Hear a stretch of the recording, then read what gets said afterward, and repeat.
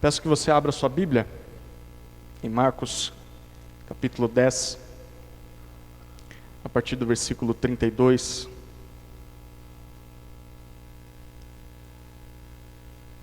Nós vamos fazendo a leitura desse texto à medida que formos avançando aqui.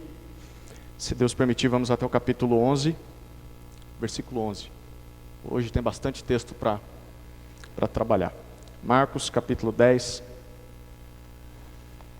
de 32 em diante. Peço que você deixe aí a sua Bíblia aberta, celular ativo, para que a gente possa se dedicar a esses versículos nesse momento. Antes de fazermos a leitura, se Jesus te perguntasse hoje, nesse exato momento, te pegando de surpresa, o seguinte: o que você quer que eu te faça? O que você responderia a Jesus? Jesus se manifestando a você nessa noite, te perguntando: o que você quer que eu te faça? Qual seria a sua resposta a Jesus? O que você quer que Jesus te faça? O que você veio buscar dele nessa noite? O que você espera dele? No texto que a gente vai estudar hoje, Jesus fez essa pergunta 2 vezes. O que você quer que eu te faça? Na primeira vez foi a alguns discípulos e na segunda vez foi a um mendigo. E a resposta, ou melhor, o desejo desses 2 grupos e a resposta de Jesus foram totalmente inesperadas. Talvez o seu desejo seja inesperado também. O que você quer que eu te faça? Pergunta Jesus. Então, esse estudo vai ser resumido em 2 cenas.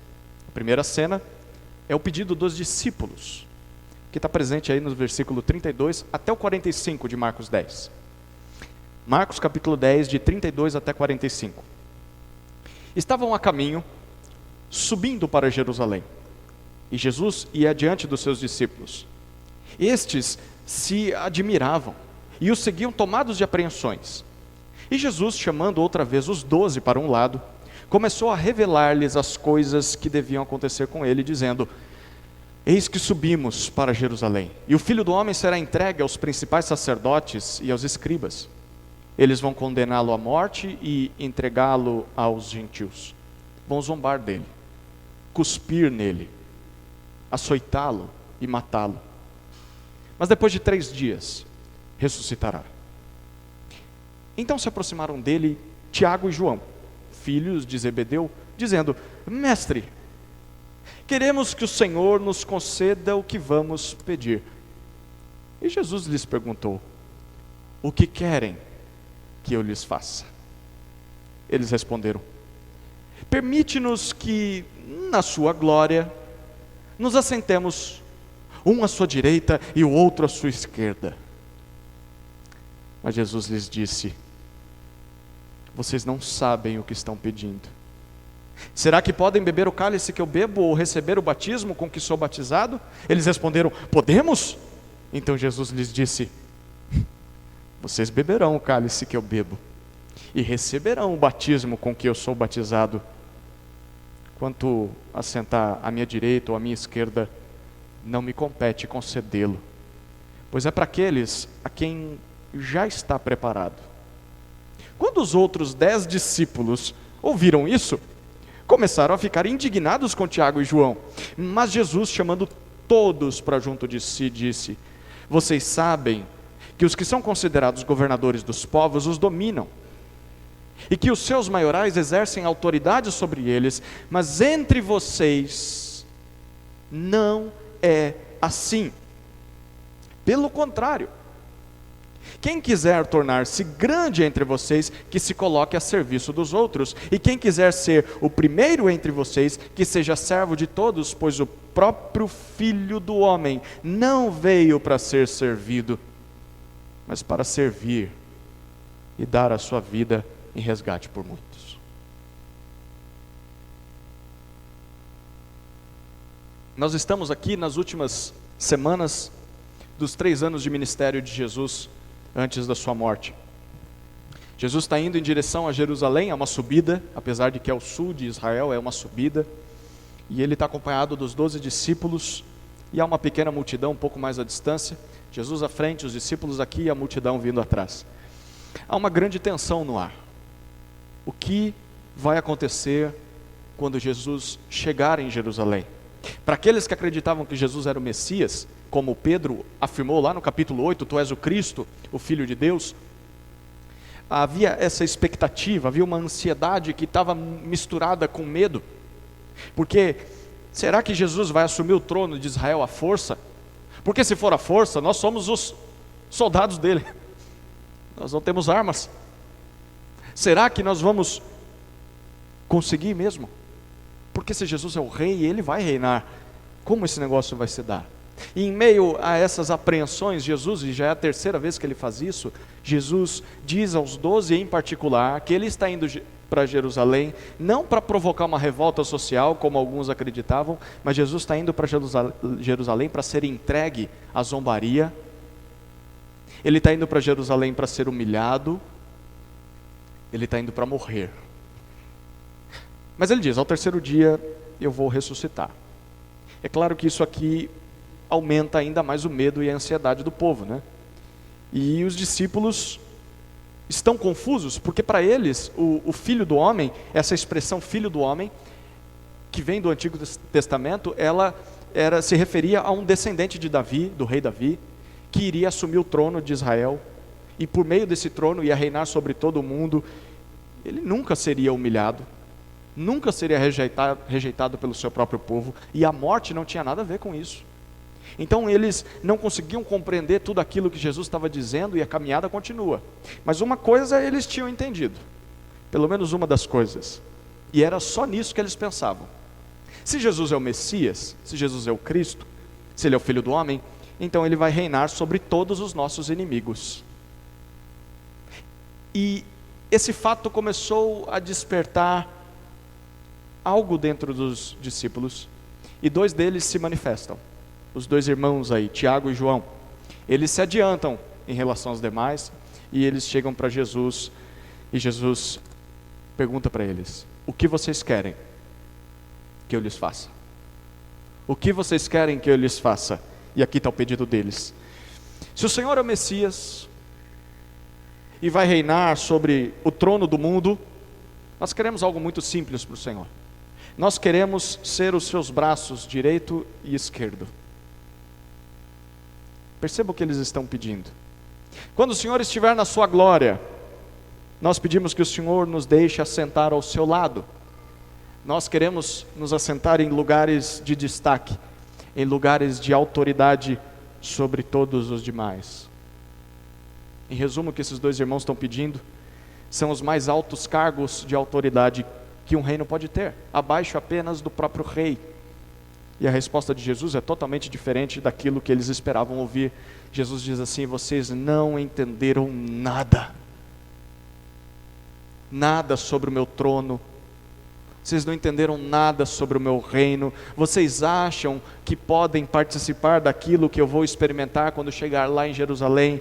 Vocês acham que podem beber do meu cálice? Vocês acham que podem participar do meu batismo? E a prova viva de que esses discípulos não tinham entendido nada mesmo é a resposta deles, porque eles dizem: claro, com certeza, nós queremos exatamente isso. E Jesus diz: bom, realmente, vocês vão passar por alguns bocados, coisas semelhantes às que eu vou sofrer ali em Jerusalém. Mas quanto ao se assentar ao meu lado quando eu assumir meu trono de glória, isso não dá. Porque esses dois lugares, a minha direita e a minha esquerda, eles estão preparados para outras pessoas. Jesus provavelmente está dizendo isso aqui em alta voz. Ele gostava de fazer isso. A pessoa faz uma pergunta sem pé nem cabeça e ele responde à altura, mas para que os outros percebam que aquela pergunta é descabida. E os demais discípulos que estão perto, eles ouvem a resposta de Jesus. E aí o texto diz que eles ficam indignados. Não porque eles entenderam que o reino de Deus não deveria, as pessoas não deveriam se preocupar com essas coisas. Não, eles estão indignados com os outros dois discípulos. Por quê? Porque se eles vão sentar um à direita e outro à esquerda, e os demais? Os demais vão ter que servi-los. Então, como assim? Vocês vão ocupar uma posição de poder, de autoridade sobre nós, eles ficam doidos da vida. E Jesus percebe isso, Jesus então chama todos os 12 discípulos. E Jesus diz para eles o seguinte, e é crucial que eu e você entendamos o que Jesus diz para os discípulos. O que Jesus diz para eles é: nos reinos que os homens criam, nesse mundo caído no pecado, é normal que as coisas funcionem dessa forma. Alguns poucos exercem poder e governam com autoritarismo sobre o restante, que é obrigado a se submeter a essas pessoas que têm cargos de domínio, porque se não se submeter, o povo vai sofrer consequências, punições. Jesus está dizendo, isso é normal no mundo, mas entre vocês, não. Entre vocês, não. No meu reino, as coisas são diferentes. No meu reino, o próprio rei, e ele de novo se refere a si mesmo como filho do homem, não vem para ser servido pelos homens. No meu reino, o próprio rei vem para servir os homens e vem para dar a sua vida em resgate por muitos. E se isso é verdade em relação ao maior no reino, se isso é verdade em relação ao rei, o que vocês acham que vai acontecer com vocês? Se vocês quiserem ser úteis, se vocês quiserem ser importantes, grandes para mim, que sou rei, vocês vão ter de se colocar abaixo dos demais e vocês vão ter de servir os demais. No meu reino, as coisas são diferentes. No meu reino, não há posições de autoridade perante os outros. No meu reino, há apenas serviço humilde. É isso que há no meu reino. Quando você lê o livro de Isaías, na parte central do profeta Isaías, capítulos 40 até 55, o personagem principal, além de Deus, é a figura de um Messias ungido que sofre pelos pecados do povo de Israel e pelos pecados também de toda a humanidade, que é chamado por Isaías de o servo do Senhor. E com o passar dos anos houve muito debate entre os judeus para tentar descobrir quem era esse camarada, quem era esse tal de servo do Senhor. Alguns ficavam pensando, será que é um segundo Messias? Porque a gente fica esperando um rei, filho de Davi, mas tem esse cara que sofre pelo povo de Israel. Será que é um ajudante, um auxiliar do Messias? Ou alguns até interpretavam achando que era o próprio Israel. Não, nós vamos sofrer pelos nossos pecados. Então, Isaías, quando se refere a um servo que sofre, está se referindo ao povo de Israel. Era difícil você associar a figura do servo de Isaías com a figura do filho do homem, aquele rei que reina eternamente sobre todas as nações. Isso porque enquanto um estava sofrendo, o outro estava reinando. Mas perceba o que Jesus está fazendo aqui nessa passagem. Jesus está unindo as duas figuras. E ele está unindo as duas figuras em si mesmo. Jesus está dizendo claramente, eu sou o filho do homem, eu sou o rei, mas eu também sou o servo do Senhor, aquele que sofre pelo povo de Deus. E como nós sabemos disso? Sabemos pelo que Jesus diz no versículo 45. Porque no versículo 45 ele está claramente citando essa passagem que nós acabamos de cantar, de Isaías 53. Isaías 53, Deus está dizendo que o seu servo, esse servo que sofre, ele ia ser rejeitado pelo seu próprio povo. Ele está dizendo que esse servo vai ser humilhado e vai ser morto, mas tudo isso em favor dos homens. Seria uma oferta a Deus em favor do pecado de Israel e do pecado dos outros povos, e só então esse servo voltaria à vida e ele reinaria sobre todo mundo, satisfeito com o seu sacrifício, porque por meio desse sacrifício, o texto diz que ele justificaria e intercederia por muitos. É essa passagem que Jesus está citando em Marcos 10, 45. É disso que trata o reino de Jesus. Ele veio para resgatar os homens perdidos por causa do pecado, através da sua morte no lugar desses homens. O reino de Jesus é composto de pecadores redimidos por um servo que sofre, um servo que se deu em favor desses pecadores. Era isso que todos os discípulos, eles ainda não tinham entendido. A glória de Jesus, quando ele chegar lá em Jerusalém, não vai ser se assentar num trono e ser coroado como o maioral de todos os homens. A glória de Jesus, nós sabemos, vai ser pendurado em uma madeira e coroado com espinhos. É isso o que o aguarda. E quem vai se assentar ao lado de Jesus nesse momento não são os discípulos, porque os discípulos vão todos fugir. Quem é que vai se assentar? À direita e à esquerda de Jesus na glória da cruz? 2 bandidos. É disso que Jesus está falando. E Ele está dizendo: a minha glória é essa. A minha glória, o ponto alto do meu ministério, não é o trono, não é uma coroa de ouro, é a cruz. Foi para isso que eu vim. É o momento em que Jesus vence o pecado. É o momento em que Jesus vence a morte para nos reconciliar com Deus. E se isso acontece com o Rei dos Reis, o que nós poderíamos dizer a respeito daqueles que seguem esse Rei?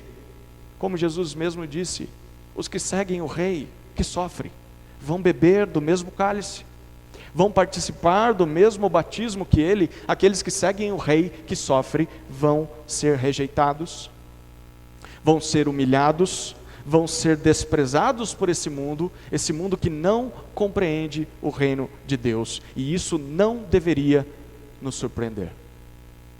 Se você segue o Rei, o servo que sofre, você vai ser rejeitado, vai ser humilhado e vai ser desprezado. Isso não deveria te surpreender. E não são apenas as pessoas do mundo que vão agir dessa maneira, que não compreendem o que o reino significa. Nós mesmos, se formos honestos, pelo menos um pouquinho, nós mesmos muitas vezes não conseguimos assimilar o fato de que nós fazemos parte de um reino completamente diferente de qualquer outro reino que o mundo poderia criar. Nós fazemos parte de um reino em que o rei, ao invés de ser servido pelos seus súditos, o rei serve os seus súditos. Ao invés de dominar os seus súditos com autoritarismo, esse rei se dá pelos seus súditos. E isso significa que nós também vamos imitar esse rei. Se nós somos súditos desse rei, o nosso alvo não deveria ser o de buscar altas posições, não deveria ser o de buscar altas reputações, ou buscar glória aqui dentro da igreja. Nós não deveríamos nos sentir superiores aos outros, talvez porque nós conhecemos mais de Bíblia do que os outros, talvez porque temos mais anos de caminhada cristã do que outros. Nós não deveríamos desejar ser reconhecidos pelo trabalho que nós realizamos no reino, porque a nossa busca nesse reino do rei que sofre, do rei que serve, deveria ser pelo serviço. O serviço uns pelos outros, seguindo o exemplo do nosso mestre. E nós deveríamos buscar isso tanto para nós mesmos quanto para a liderança dessa igreja. Porque o mundo só valoriza quem fala alto. O mundo só valoriza, ou melhor, só ouve quem fala grosso. Quem age de forma autoritária, porque se o líder lá fora não for assim, ele não vai ser ouvido. E às vezes ele ainda é assim e não é ouvido, então ele tem que fazer ameaças. Ele tem que promover retaliações. E aí as pessoas respeitam o líder, por quê? Porque agora tem medo do líder. Mas Jesus está dizendo que nós devemos aprender a valorizar a humildade. Aprender a valorizar o serviço. O reino de Deus não é lugar de domínio sobre as pessoas. O reino de Deus é um lugar de serviço humilde para as outras pessoas, em favor das outras pessoas. E é nisso que está a verdadeira grandeza. Isso deve ser visto em nosso meio, em todas as áreas.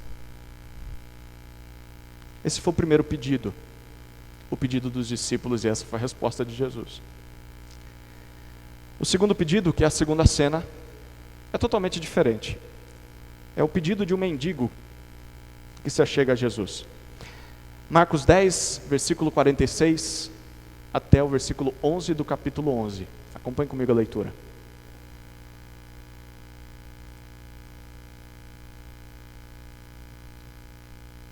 E foram para Jericó. Quando Jesus saía de Jericó, juntamente com os discípulos e numerosa multidão, Bartimeu, um cego mendigo, filho de Timeu, estava sentado à beira do caminho. E ouvindo que era Jesus, o Nazareno começou a gritar: Jesus, filho de Davi, tenha compaixão de mim. E muitos o repreendiam para que se calasse, mas ele gritava cada vez mais: Filho de Davi, tenha compaixão de mim. Jesus parou e disse: Chamem o cego. Chamaram então o cego, dizendo-lhe: Coragem, levante-se, porque ele está chamando você. Atirando a capa para o lado, o cego levantou-se de um salto e foi até onde Jesus estava, que lhe perguntou: O que você quer que eu lhe faça? O cego respondeu: Mestre, que eu possa ver de novo. Então Jesus lhe disse: Vá, a sua fé salvou você, a sua fé te curou. E imediatamente passou a ver, e foi, seguindo a Jesus, estrada fora. Capítulo 11. Quando se aproximaram de Jerusalém, de Betfagé e Betânia, junto ao Monte das Oliveiras, Jesus enviou 2 dos seus discípulos e disse-lhes: Vão até a aldeia que está diante de vocês, e logo ao entrar encontrarão preso um jumentinho, o qual ninguém nunca montou. Desprendam o jumentinho e tragam aqui. Se alguém perguntar: Por que estão fazendo isso? Respondam: O Senhor precisa dele, e logo o mandará de volta para cá. Então foram, e acharam o jumentinho preso junto ao portão do lado de fora, na rua, e o desprenderam. Alguns dos que ali estavam reclamaram: O que estão fazendo, soltando o jumentinho? Eles, porém, responderam conforme as instruções de Jesus. Então os deixaram ir. Levaram o jumentinho a Jesus, puseram as suas capas sobre o animal, e Jesus montou nele. Muitos estenderam as suas capas no caminho, e outros espalharam ramos que tinham cortado nos campos. Tanto os que iam adiante dele, como os que o seguiam, clamavam: Hosana! Bendito o que vem em nome do Senhor, bendito o reino que vem, o reino de Davi, o nosso pai, Hosana nas maiores alturas. E Jesus entrou em Jerusalém, no templo, e tendo observado tudo, como já era tarde, saiu para Betânia com os 12. Uma das cidades pelo caminho até Jerusalém era Jericó. Em Jericó havia muitos mendigos, como em todas as cidades, já era comum naquela época, eu acho que até mais do que agora.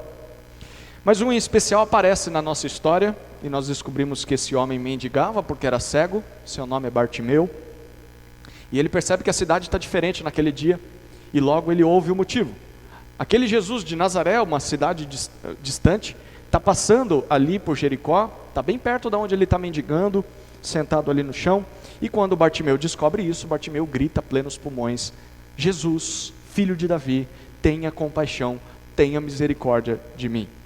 É claro que ninguém deu bola para aquele mendigo, como muitos não dão bola para mendigo hoje em dia. E muitos até mandam aquele homem se calar, né? Como se estivessem dizendo: por que o rei dos reis se importaria com uma pessoa tão desprezível como você? Cala sua boca. E o que Bartimeu fez? Ele ficou quieto? Não, tanto faz o que vocês estão dizendo. E ele grita a plenos pulmões novamente, e gritava ainda mais: Filho de Davi, tenha compaixão de mim. E os gritos chegam aos ouvidos de Jesus. Jesus para. E Jesus manda que tragam aquele homem para ele. E a notícia chega aos ouvidos de Bartimeu. Bartimeu, de um salto, diz o texto, ele larga aquela capa que provavelmente ele usava para ficar sentado em cima, pegando as esmolas da turma. Ele larga a capa, sai correndo em direção a Jesus, ele chega até Jesus, e Jesus, quando vê Bartimeu, Jesus faz a mesma pergunta que fez para os discípulos. E a pergunta é: o que você quer que eu lhe faça? É impressionante a resposta de Bartimeu. Bartimeu não queria um lugar de honra ao lado do trono de Jesus. Bartimeu não queria se vingar de todos esses anos sofrendo humilhações, injúrias, pessoas que o ignoraram. Bartimeu queria simplesmente voltar a enxergar. E aqui a gente descobre que então ele enxergou em algum momento da sua vida. Alguma coisa aconteceu, ele ficou cego. E por isso esse homem se tornou um mendigo, porque cegos não tinham muito valor para a sociedade. Ele não tinha como trabalhar e começou a mendigar. Talvez perdeu familiares, talvez perdeu bens, patrimônio. E como Jesus responde ao pedido desse homem, totalmente diferente de como Jesus respondeu aos discípulos. Jesus diz: pode ir em paz, Bartimeu, eu vou atender o seu pedido. A sua fé te salvou, a sua fé te curou. E imediatamente diz o texto que Bartimeu voltou a enxergar. E o que Bartimeu faz logo em seguida, quando é curado? Pela primeira vez em anos, aquele homem estava livre para poder fazer tudo aquilo que ele sonhou, enquanto mendigava ali aos pés das pessoas. E o que esse homem prefere fazer no primeiro momento em que Jesus o liberta dessa condição é seguir aquele que abriu seus olhos. Ele tinha o mundo pela frente e ele olhou para Jesus. Se ele podia enxergar alguma coisa, Bartimeu reconheceu que ele só enxergava porque Jesus, o filho de Davi, teve compaixão dele. Esse homem só consegue enxergar porque o filho de Davi teve misericórdia daquele homem. Então, os seus olhos e tudo mais que ele tinha, mesmo sendo pouco, ele diz: eu vou dedicar a Jesus. Eu vou dedicar a seguir o meu Salvador. Então Bartimeu se ajunta com aquela multidão que está seguindo Jesus, e eles chegam a um monte, o Monte das Oliveiras.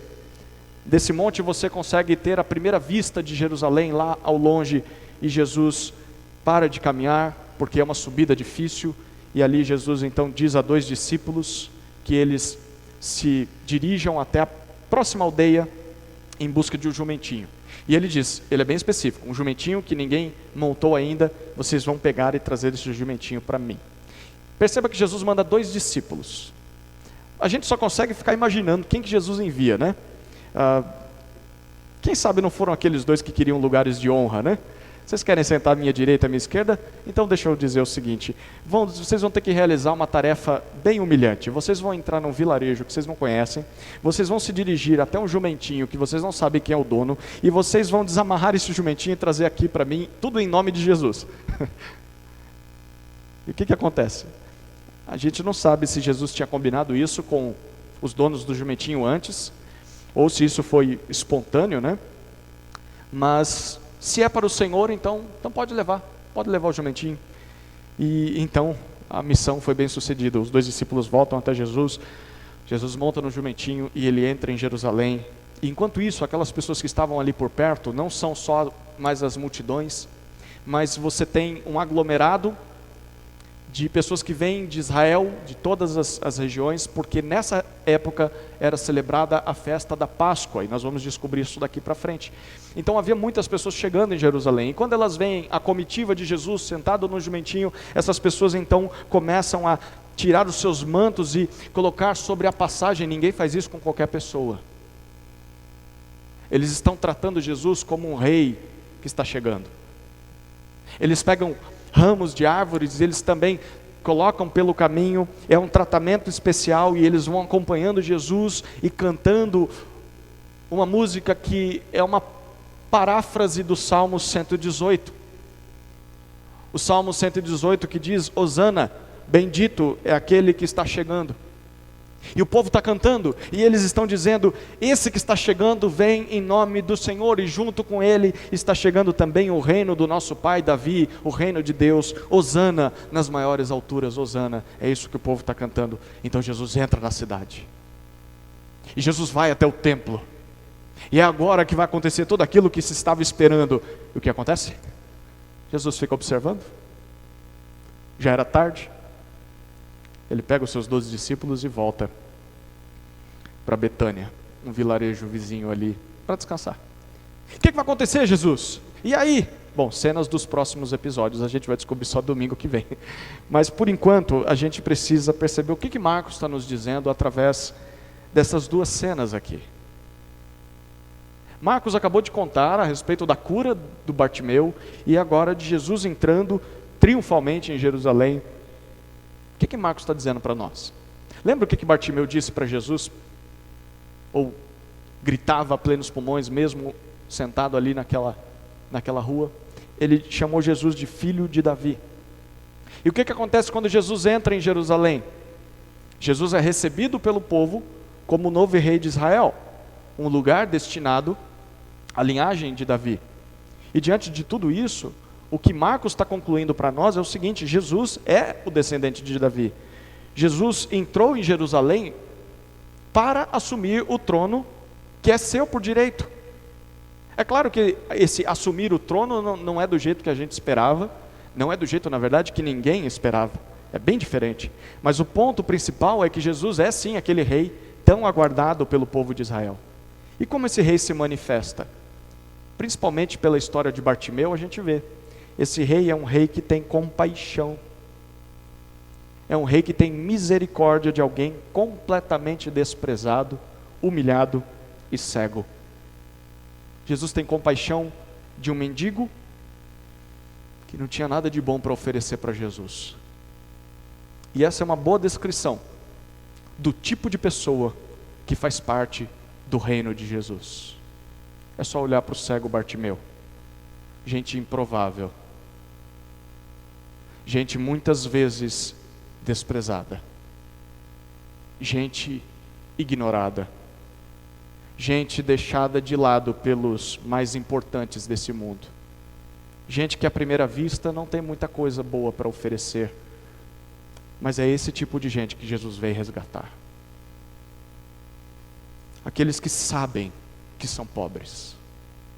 Aqueles que sabem que são necessitados. Aqueles que reconhecem a sua miséria. Aqueles que reconhecem a sua cegueira. Aqueles que clamam de todo o coração: Jesus, filho de Davi, tem compaixão de mim. Mesmo que as pessoas ao seu redor tentem impedir, tentem abafar a sua voz. O reino de Deus é de pessoas que clamam a Jesus: tem compaixão de mim. Todo aquele que vier até Jesus dessa forma, e com esse pedido nos lábios, com certeza vai ser alvo da misericórdia de Jesus, e vai ouvir: a sua fé em mim como rei é a chave para a libertação das suas algemas.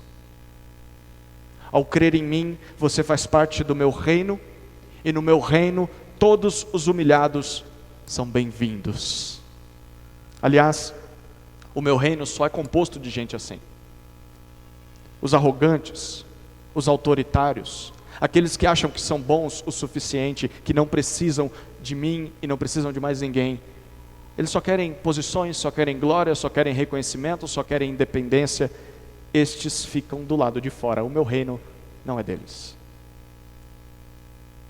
E como é que aqueles que tiveram os seus olhos abertos e foram libertos da miséria porque creem no rei, como é que eles respondem a esse rei? De novo, é só olhar para Bartimeu. Bartimeu, depois de ser curado, é um exemplo para nós. Essas pessoas seguem Jesus. Foi isso que Bartimeu fez. É claro que elas continuam seguindo Jesus, sem ter muita coisa boa para oferecer para ele, porque sabem que tudo que tem, tudo que são, depende de Jesus. Foi Jesus que deu. A sua saúde foi Jesus que te deu. A sua visão, os seus bens, os seus recursos. Então, o que você vai dar para ele que já não seja dele, que ele já não tenha te dado? Você segue Jesus sabendo disso. É graça. O que eu tenho é graça. Eu não mereço nada dessas coisas, mas ainda assim, eu decido entregar minha vida aos cuidados de Jesus e ao serviço de Jesus, porque eu reconheço a minha miséria. Todo aquele que é curado por Jesus, o segue no seu reino. É ilógico alguém que diz que crê em Jesus como rei, alguém que diz que porque crê em Jesus começou a enxergar, passou a ver, saiu da miséria do pecado, saiu das trevas. É ilógico alguém assim ainda continuar vivendo apenas para si mesmo. É ilógico. É como se ainda estivesse cego. É isso que Marcos quer enfatizar para nós. É isso que os discípulos precisavam entender e nós também precisamos entender. Se Jesus é o Rei misericordioso, aquele que traz ao mundo o reino de Deus, nós devemos segui-lo com tudo que nós temos, com tudo que nós somos. Nós temos de jogar fora a nossa capa, como Bartimeu fez com aquela que ele usava para mendigar. Qual é a sua capa? Talvez uma capa de justiça própria. Você gosta de aparentar que é bom, que é inabalável, que é forte, que consegue viver sozinho, que não precisa de ninguém. Talvez a sua capa seja uma capa de desculpas, uma capa de lamentações, se fazendo de vítima. Coitadinho, olha tudo que eu sofri, por isso eu faço o que faço. Você vai ter que largar essa capa também. Talvez a sua capa seja uma capa repleta de mentira, de uma vida de hipocrisia, uma vida dupla, uma vida que diz uma coisa para as pessoas, mas é outra em secreto. Você vai ter que abandonar essa capa também. Para seguir a Jesus, todos vamos sem capa, desprotegidos, frágeis, dispostos a ser trabalhados por Ele. Você precisa deixar a capa de lado, deixar o orgulho, talvez a ganância, talvez as desculpas esfarrapadas que você tem dado para fugir de Deus, para não se envolver com o povo dele, para não seguir a Jesus. Abandonar o senso de superioridade, o desejo de governar sobre as pessoas e correr humildemente até Jesus, desejoso em seguir Jesus, desejoso em obedecer a Jesus no seu reino, sabendo que o reino de Jesus é um reino completamente diferente de tudo que esse mundo tem para oferecer. É um reino em que o verdadeiro valor está no serviço humilde de quem reconhece a sua própria miséria. O verdadeiro valor desse reino não está no desejo por poder, de quem acha que é muito bom em comparação aos outros. Não. O que você quer que Jesus te faça hoje? O que você quer? Você quer poder? Quer fama? Quer reconhecimento? Glória? Quer tratamento especial? Você quer ser servido pelas pessoas? Então a igreja não é o seu lugar. Sinto te informar. O seu lugar não é aqui. Porque todas essas coisas são comuns lá fora. Você vai encontrar elas em todos os lugares desse mundo. Mas no reino de Deus essas coisas não entram. O reino de Deus não é uma empresa. O reino de Deus não é um clube de futebol. O reino de Deus não é um local onde você é sócio. O reino de Deus não é onde há eleições. O reino de Deus, o que manda não é o dinheiro. O reino de Deus, o que manda não é o poder. No reino de Deus essas coisas não entram. O reino de Deus é lugar de pessoas que sabem que estavam longe de Deus por causa dos seus pecados e pessoas que só foram redimidas por causa do sacrifício do servo do Senhor na cruz do Calvário. O reino é lugar de pessoas quebrantadas, pessoas resgatadas por Jesus, que imitam o exemplo de Jesus, servem umas às outras. Se você não entendeu isso ainda, e você busca a igreja apenas por essas coisas que eu citei, é porque você ainda não reconheceu o alto preço pago pelos seus pecados naquela cruz, a vida do próprio Filho de Deus. O que você quer que Jesus te faça hoje? Talvez o seu caso seja: eu quero voltar a enxergar, eu quero me ver livre da miséria do pecado, eu não consigo mais vencer o pecado, estou cansado disso. Talvez você queira ser alvo da misericórdia do Filho de Davi, talvez você queira alcançar compaixão de Jesus, talvez você queira seguir a Jesus. Então a igreja é o seu lugar. Aqui é o seu lugar. É a esse tipo de pessoa que Jesus convida para participar do seu reino. Aqui é o lugar onde pessoas feridas pelo mal, pessoas feridas pelo pecado encontram cura, encontram libertação. Aqui é o lugar onde pessoas desprezadas, pessoas humilhadas por esse mundo encontram consolo. É o lugar onde você vai encontrar amor, mesmo que você não tenha em lugar nenhum mais. É o lugar onde todos os que são cegos encontram visão e aprendem a seguir a Jesus. O reino de Deus é o seu lugar. Então eu te convido a vir até Jesus e permanecer humildemente diante dele, se você ainda não tem feito isso. Se você tem feito isso, continue, porque todos aqueles que buscam Jesus dessa forma, como Bartimeu, ele concede misericórdia a todos eles. E todos os que se humilham perante o Senhor, como diz a carta de Tiago, serão exaltados por Ele no dia do seu retorno em glória nos céus. Amém? Vamos orar.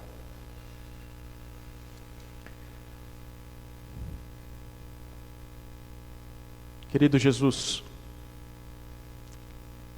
queremos que o Senhor nos faça enxergar. Queremos nos ver livre do pecado. Queremos ser alvos da Tua misericórdia e da Tua compaixão. Filho de Davi, tem misericórdia de nós. Afasta de nós qualquer desejo que não seja esse. Afasta de nós o desejo ímpio que os discípulos tinham, de querer trono, de querer glória, de querer poder. O Teu reino não usa essas palavras. O Teu reino é de outro mundo. O Teu reino é celestial. E precisamos aprender como ele funciona. Então nos ensina. E que a Tua palavra nessa noite tenha alcançado corações e desperte pessoas a clamarem ao Senhor e encontrarem a Tua misericórdia. A minha oração é que todos aqui sigam ao Senhor humildemente em serviço uns aos outros. É o meu desejo, é a nossa oração, no nome de Jesus. Amém.